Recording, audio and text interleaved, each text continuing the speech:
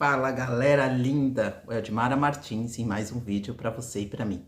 Bem, eu estou lendo Desperte Seu Gigante Interior de Anthony Robbins e aqui eu vou continuar a ler sobre esse livro maravilhoso que pode mudar a sua vida. Então, se você quer acompanhar a leitura desse livro, eu vou deixar o card inteirinho aqui em cima para que você possa escolher por onde você quer começar.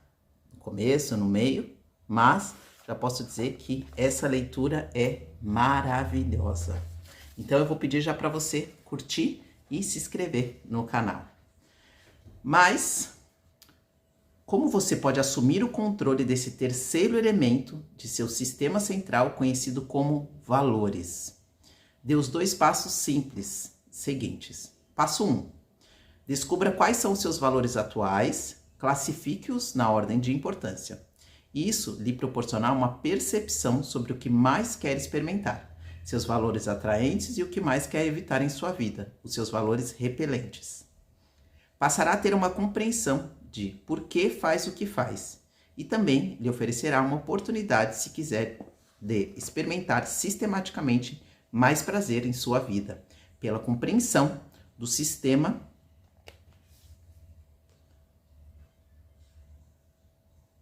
dor, prazer que já está embutido em você. Passo 2.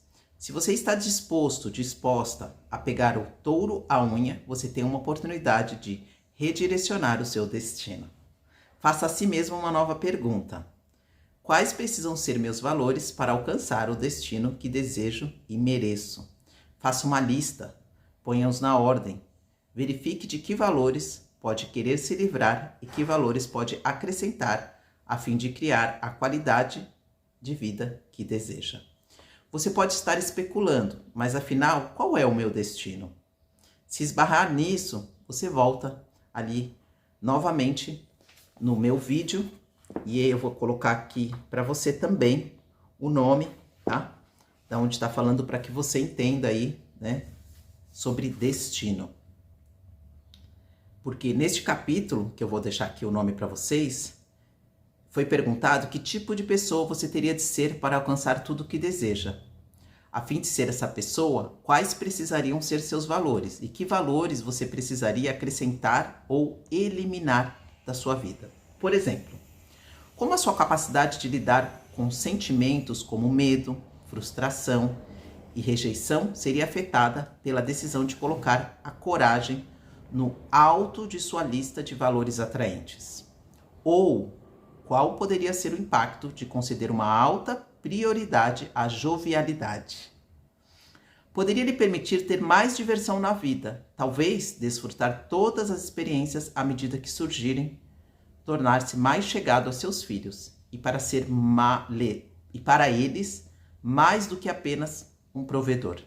O que você realizou ao criar a sua nova lista de valores? Não é apenas um aglomerado de palavras num pedaço de papel?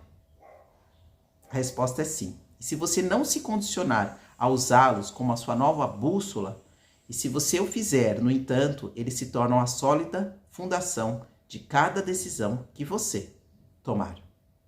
É difícil apresentar neste livro toda a gama de instrumentos de condicionamento que uso em seminários, mas deixe-me lembrar do poder da alavanca.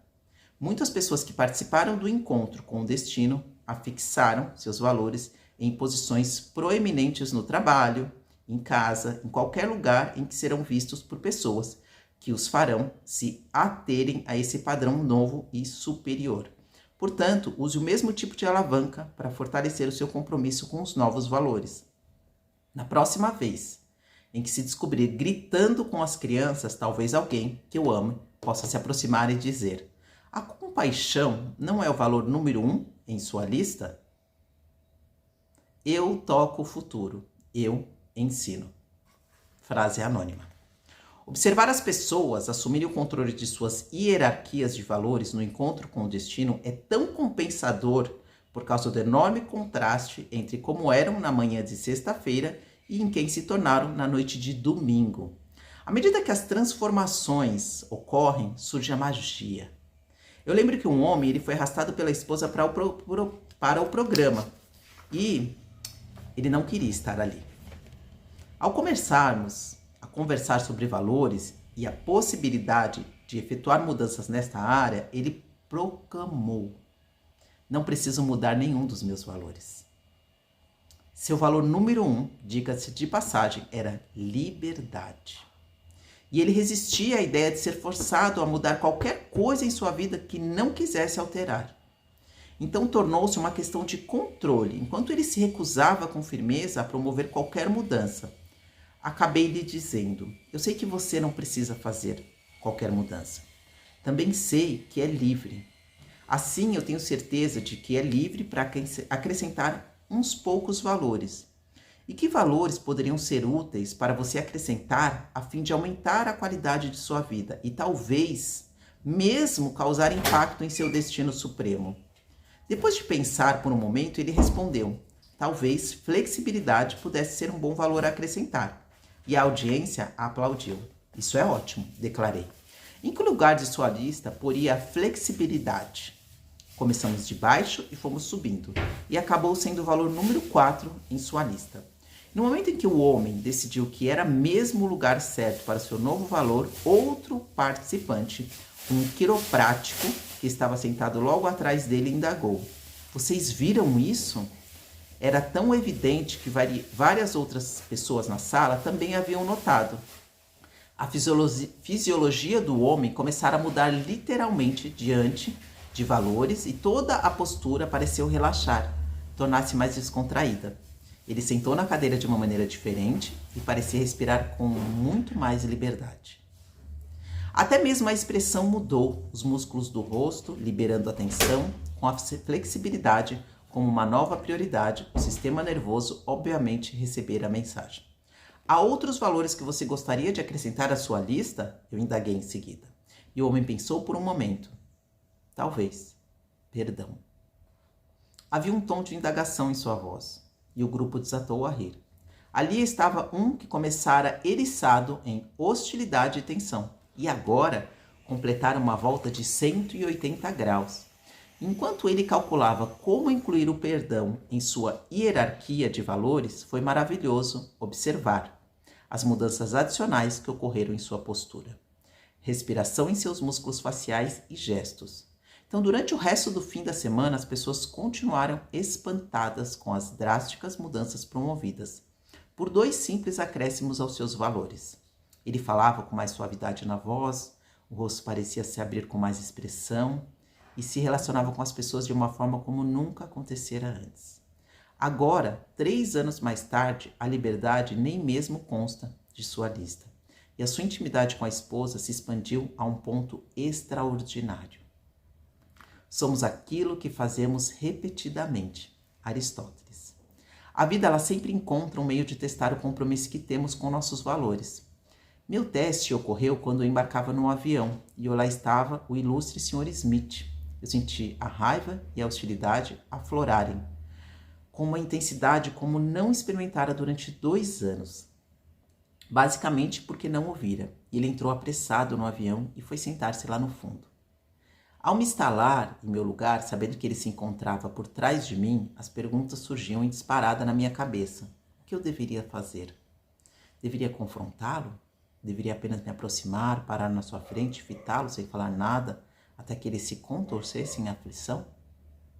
Não me orgulho dessas perguntas, mas como a honestidade é um dos meus valores mais altos, não posso deixar de relatar o que realmente pensei. Logo, no entanto, os valores guiaram minhas ações. Por quê? Eu abri a minha agenda para anotar alguma coisa e eu deparei com minhas hierarquias de valores, colocadas bem na frente. Lá no alto estava escrito que o mais importante na vida para mim é ser amoroso e afetuoso. Ser inteligente, ser alegre, ser honesto, ser apaixonado, ser agradecido, divertidamente. Fazer uma diferença. Como você pode muito bem imaginar, meu estado mudou de uma forma radical. É óbvio que meu padrão fora rompido. Um lembrete de quem sou de fato me contemplava e tornou-se evidente o que fazer. Quando o avião pousou, eu procurei-o com sinceridade e cordialidade. Disse-lhe que não apreciava nem aprovava seu comportamento passado, mas decidia que manteria um nível de intenso ressentimento contra ele, e até lhe desejava tudo de bom. Minha última lembrança do Sr. Smith é de seu rosto aturdido, enquanto eu virava as costas e me afastava. Puxa, que emoção.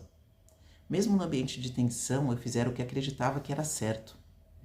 Nada na vida pode se comparar à realização de saber que você fez o que acredita ser a coisa certa. Dê a si mesmo o presente de assumir o comando dessa força que molda seu destino. Não deixe de fazer os exercícios que podem definir as prioridades de sua vida. É possível ter valores que não se está vivendo de acordo?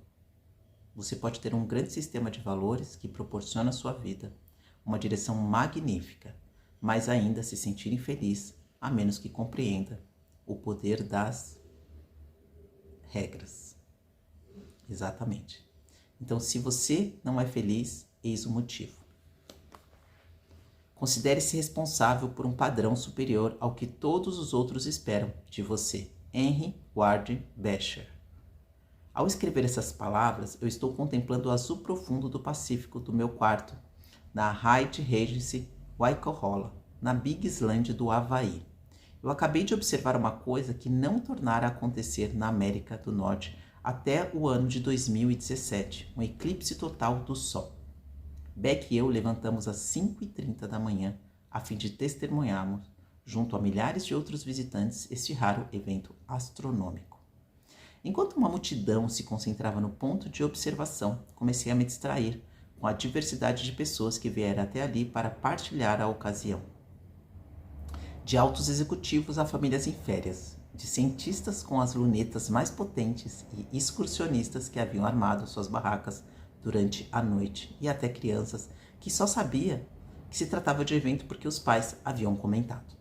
Ali estavam incontáveis pessoas que tinham voado de todas as partes do mundo, a um custo de milhares de dólares, apenas pela oportunidade de assistirem a algo que duraria apenas 4 minutos. O que fazíamos ali? Queríamos ficar numa sombra. Não somos uma espécie muito interessante? Às 6h28 o espetáculo começou. Havia ansiedade no ar, não apenas pela expectativa de assistir ao eclipse, mas também pelo medo de desapontamento, pois aquela manhã única, as nuvens surgiram do horizonte e o céu começara a se tornar nublado. Foi interessante registrar como as pessoas lidavam com a possibilidade de que suas expectativas não fossem atendidas. Não estavam ali para testemunhar apenas uma breve passagem de uma lasca da lua na frente do sol, mas sim um eclipse total de 4 minutos. E então, quando a sombra da lua bloquearia por completo os raios de sol e nos envolveria na escuridão. Havia até um nome para isso, totalidade. Às 7h10, as nuvens haviam se expandido, tornavam-se mais densas a cada minuto. Subitamente o sol apareceu através de uma abertura nas nuvens, e por um momento todos pudemos observar um eclipse parcial. A multidão aplaudiu excitada, mas logo as nuvens tornaram a se fechar, mais e mais densas, bloqueando a vista por completo. Ao se aproximar o momento da totalidade, a escuridão completa, tornou-se óbvio que não poderíamos assistir à lua, bloqueando o sol. Subitamente, milhares de pessoas correram para frente de um aparelho de televisão, de tela grande, instalado ali por uma das muitas equipes de TV, e ficaram observando o eclipse pela transmissão de uma rede de televisão, como milhares de outras pessoas no resto do mundo. Naquele momento, eu tive a oportunidade de observar um âmbito ilimitado da emoção humana. Cada pessoa reagiu de acordo com as suas regras, as suas convicções sobre o que tinha de acontecer para se sentirem bem com a experiência. Um homem atrás de mim comentou irritado: eu gastei $4.000 e viajei tão longe só para poder assistir a esses 4 minutos pela televisão? Pois é. E uma mulher a poucos passos de distância repetiu várias vezes: eu não posso acreditar que tenhamos perdido. A filha pequena, radiante e entusiasmada, lembrou: mas está acontecendo neste momento, mamãe. Outra mulher sentada à minha direita disse: não é incrível? Eu me sinto tão afortunada por estar aqui. Foi nesse instante que algo dramático ocorreu. Enquanto assistíamos pela TV a última lasca do sol desaparecer por trás da lua, fomos engolfados pela escuridão. Era muito diferente do anoitecer, quando o céu escurece gradativamente, e aquilo foi imediato e uma escuridão total. No início, a multidão aclamou, mas depois houve silêncio. Os passarinhos voaram para as árvores e também permaneceram em silêncio. Foi um momento espantoso. Foi então que algo histórico ocorreu. Enquanto a multidão sentava em silêncio olhando para o eclipse na tela da televisão, algumas das pessoas que haviam trazido suas câmeras e estavam determinadas a conseguir o que desejavam, começaram a tirar fotos do aparelho. Logo ficamos outra vez inundados pela luz, não por causa do sol, mas pelos flashes das câmeras. Quase que no mesmo instante em que começou, porém, a totalidade acabou. O momento mais dramático de todo o evento para mim foi quando uma lasca do sol saiu de trás da lua, trazendo a luz do dia de uma forma instantânea. Ocorreu-me nessa ocasião que não é preciso muita luz para dissipar a escuridão. Pouco depois do retorno da luz do sol, muitas pessoas se levantaram, começaram a se retirar e eu fiquei perplexo. Afinal, o eclipse ainda estava acontecendo. A maioria murmurava queixas de que viajara para tão longe e perdera a grande experiência de uma vida. Uns poucos fascinados, no entanto, ali permaneceram, mas eles aproveitaram cada minuto, sentindo maior excitamento e alegria. O mais irônico de toda a situação foi que o vento começou a soprar, cerca de 15 ou 20 minutos depois, afastando todas as nuvens do sol, e ficou claro e azul, e o eclipse foi revelado para todos assistirem. Mas bem poucas pessoas persistiram, a maioria já foram embora para seus quartos, desapontada. Continuaram a se proporcionar as sensações de dor, porque suas expectativas elas não foram atendidas. Como costumo fazer, eu comecei a entrevistar as pessoas. Eu queria descobrir como haviam sentido a experiência do eclipse, e muitas disseram que fora a mais incrível experiência espiritual de suas vidas. Uma mulher grávida massageou a barriga enorme e me contou que o eclipse, de alguma forma, criara um sentimento de vínculo mais forte com a criança por nascer, e que aquele era o lugar certo da Terra para ela estar naquele momento. Que contraste de convicções e regras notei hoje. O que me pareceu mais engraçado foi o fato das pessoas se mostrarem tão excitadas e emocionais com algo assim, que era apenas uma sombra de 4 minutos. Então, se a gente pensar bem a respeito, a conclusão é de que o evento não é mais milagroso do que o sol nascer todas as manhãs. Pode imaginar se todas as manhãs as pessoas do mundo inteiro se levantassem cedo para assistir ao nascimento do sol? E se as agências noticiosas cobrissem com entusiasmo o evento, acompanhado a ascensão do sol pelo céu, e todas as pessoas passassem a manhã comentando esse milagre? Pode imaginar o tipo de dias que teríamos? E se a rede de televisão CNN iniciasse as suas transmissões com bom dia, mais uma vez o milagre aconteceu, o sol nasceu? Por que não reagimos assim? Não seria possível? Pode apostar que sim. Mas o problema é que já nos tornamos habituados e estamos tão acostumados aos milagres que ocorrem ao nosso redor todos os dias que nem mesmo os consideramos mais como milagres. Para a maioria das pessoas, as regras sobre o que é valioso determinam que cobicemos coisas que são escassas, em vez de apreciarmos os milagres que abundam.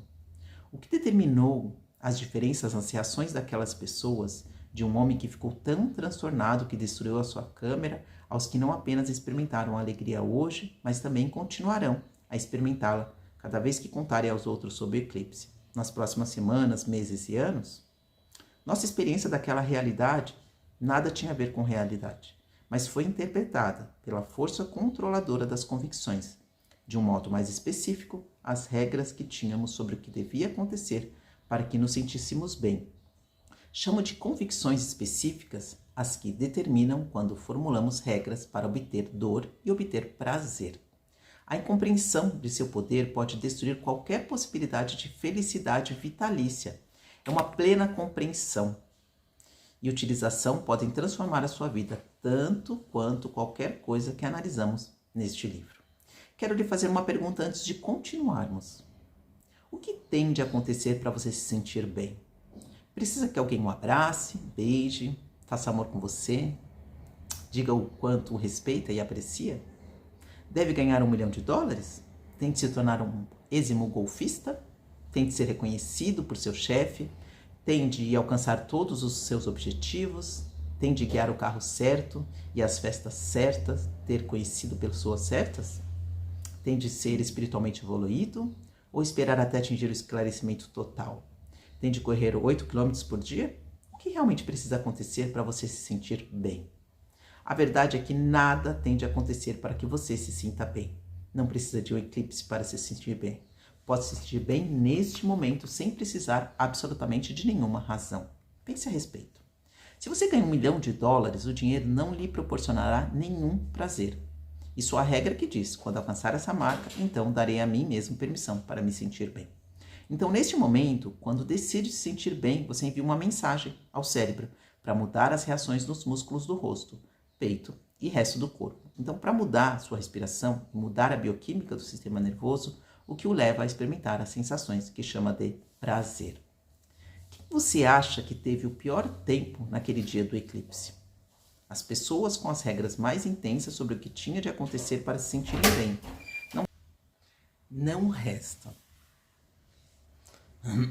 a menor dúvida de que os cientistas, assim como os turistas que se viam como cientistas, provavelmente tiveram mais dor. Muitos tinham enormes agendas que queriam concluir naqueles 4 minutos antes de se sentirem bem.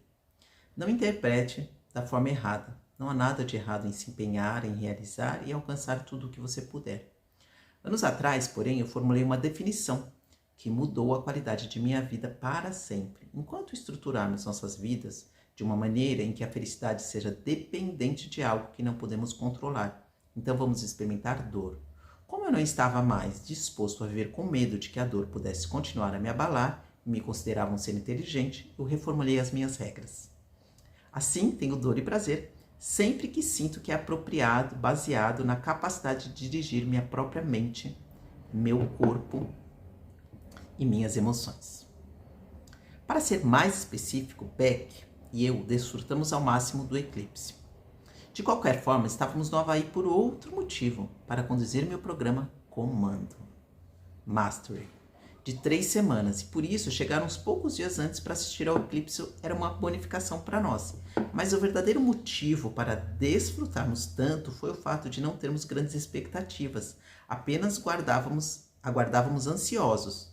O segredo para a nossa felicidade pode ser encontrado numa regra básica que partilhamos. Decidimos que nossa regra para o dia era desfrutar o evento, não importando o que acontecesse. Não que não tivéssemos expectativas, apenas decidimos que não importava o que pudesse acontecer. Haveríamos de encontrar um meio de desfrutar. Então, se você adotasse e aplicasse de uma forma sistemática essa regra em sua própria vida, pode perceber que isso mudaria praticamente tudo o que você experimenta. Quando eu falo às pessoas sobre essa regra, algumas respondem, tudo bem, mas você está apenas baixando os seus padrões. Nada poderia estar mais longe da verdade. Adotar essa regra é elevar os seus padrões. Significa que você manterá um padrão superior de desfrute apesar das condições do momento. Significa que você se comprometeu a ser bastante inteligente, bastante flexível e bastante criativo para dirigir o seu foco e as suas avaliações de uma maneira que lhe permita experimentar a verdadeira riqueza da vida. Talvez essa seja a suprema regra. Bem, no último capítulo, você começou a projetar sua hierarquia de valores a fim de refinar e definir o rumo de sua vida. Você precisa compreender que sentir ou não que está realizando seus valores depende exclusivamente das suas regras, suas convicções sobre o que tem de acontecer para que se sinta bem-sucedido, bem-sucedida, feliz ou até experimentando o amor. Você pode decidir que a felicidade ela tem prioridade, mas se sua regra para a felicidade é a de que tudo deve acontecer como planejou, garanto que não vai experimentar esse valor numa base sistemática. A vida ela é um evento variável e por isso as nossas regras elas devem ser organizadas de maneira a permitir a adaptação, crescimento e satisfação. É fundamental você compreender essas convicções inconscientes que controlam quando nos proporcionamos dor ou prazer. E por aqui eu vou finalizando aí, mais uma parte dessa leitura maravilhosa, Divisor de Águas, para mim, com certeza para você será também, do livro Desperte Seu Gigante Interior, de Anthony Robbins. Bem, nem preciso dizer para você, mas vou repetir novamente, porque o óbvio ele precisa ser dito. Fica aqui comigo, dá like aqui nesse vídeo, se inscreve no canal, porque tudo aqui é feito com muito amor e vida real. Então, um beijo e até o próximo vídeo, com o próximo capítulo de Desperte Seu Gigante Interior, lido por mim, o Eldmara Martins. Um beijo, Deus abençoe.